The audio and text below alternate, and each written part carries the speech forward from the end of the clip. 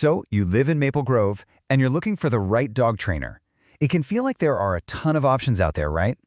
Well, this guide is here to walk you through everything, from what training methods actually work to what it costs locally, so you can feel really good about the choice you make for you and your dog. Here's what we're going to cover. First, we'll talk about the end goal. Then, what a great trainer actually looks like.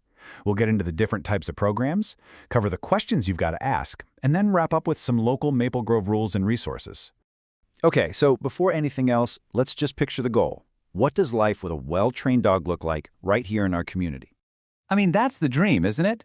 It's not about having a perfect robot dog, but about making your day-to-day life more peaceful and fun, whether you're at a local park, on a patio, or just walking down your own street. That's what good training makes possible. Now, before you even start Googling trainers, it's really helpful to understand what separates a great trainer from just a good one. What's the foundation of quality training?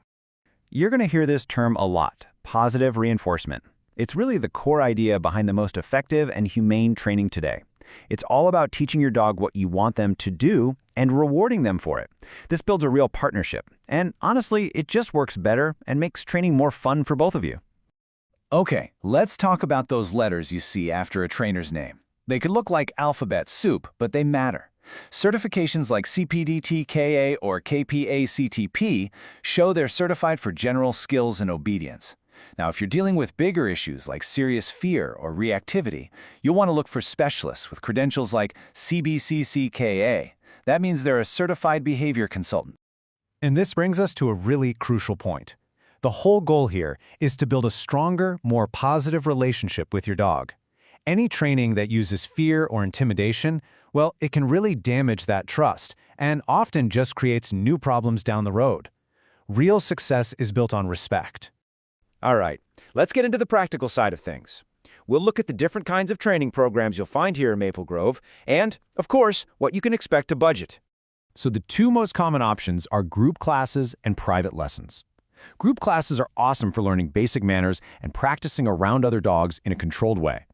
Private lessons are totally tailored to you and are perfect for tackling specific things that happen at home, like your dog jumping on every guest who walks in the door. Of course, budget is always part of the conversation. Knowing the typical prices around Maple Grove will help you plan things out and know what to expect.